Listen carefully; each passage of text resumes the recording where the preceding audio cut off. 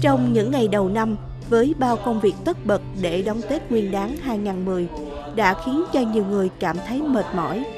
Thế nhưng, khi đến với lễ kỷ niệm 10 học bổng sinh viên mù tại hội trường Báo Mực Tím, thì cảm giác ấy không có ý nghĩa nữa. Bởi còn có rất nhiều người với một cơ thể không trọn vẹn nhưng vẫn không ngừng vươn lên bằng chính nghị lực của mình. Để làm được điều đó là bởi họ luôn được các mạnh thường quân, các nhà hảo tâm tiếp thêm sức mạnh. Trong đó có thể kể đến anh Phạm Đức Trung Kiên, Chủ tịch Quỹ Từ Thiện Việt Nam. 10 năm qua, anh đã trở thành viên than hồng luôn cháy âm ỉ để làm bùng lên biết bao ngọn lửa có ý nghĩa. Đó chính là các bạn khiếm thị đậu đại học, cao đẳng sẽ được nhận học bổng từ chính số tiền dành dụm của gia đình anh, 200 đô một suất một năm. Có thể nói là chính quy trong lần đầu tiên được bước vào giảng đường đại học một cách chính quy trong cả nước. Và có rất nhiều thứ bỡ ngỡ từ cái việc học, việc ăn ở, đi lại và các cái mối quan hệ ở một cái môi trường xa lạ so với lại những gì mà mình đã quen thuộc xưa nay.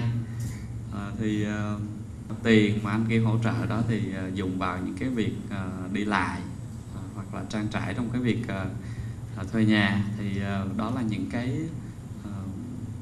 món quà vật chất, tuy rằng không nhiều nhưng mà nó cũng đủ góp phần để cho chúng tôi có những ngày hôm nay.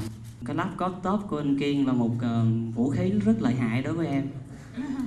Em đã sử dụng nó để chiến đấu vượt qua kỳ thi tốt nghiệp, và sắp tới là nó sẽ giúp đỡ em rất là nhiều trong việc học ngoại ngữ và học các thứ khác. Giờ nó cũng còn rất là khỏe mạnh. Tôi phải đi học đại học tại vì mình cũng lo mình mở một cái máy ấm thì cũng sợ mai mốt là nhà nước đòi hỏi phải có cái bằng về xã hội học, cho nên cho dù già rồi thì cũng ráng lấy thêm một cái nữa và về xã hội học cho chắc ăn. Cũng rất may là có được sự hỗ trợ của anh Kiên cũng như Thị Bản Sách nói. Tôi nhận thức được cái nhu cầu của những người khiếm thị ở trong nước vì tôi sống ở nước ngoài và tôi nhìn thấy cái xã hội nước ngoài đối xử những người khiếm thị như thế nào, những người bị tật nguyền như thế nào. Và tôi thấy là xã hội Việt Nam đó cũng cần phải bắt kịp theo cái trào lưu của thế giới để cái nhìn nó được thông thoáng hơn và tạo cơ hội cho những con người đó mà không được nhiều may mắn như những con người bình thường khác. Cái thứ nhì là cái sự thông cảm. Thì cá nhân tôi đó, tôi cũng có một cái chứng bệnh về mắt mà khiến cho thị giác của tôi càng ngày càng kém đi, càng hẹp lại. Thì tôi cảm thông được cái sự chơi với, cái sự mất mát lớn lao của các em như vậy. Và tôi cũng có cái kiến thức, cái nhận thức được. Bởi thế đó tôi dễ có cái động lực hơn để mà xăn tay áo lên mà giúp đỡ các em. Tôi nghe giai điệu tổ quốc tôi hầm mang bao nỗi vui buồn. Tôi nghe giai điệu tổ quốc tôi hùng thiêng trong tiếng chiến đồng.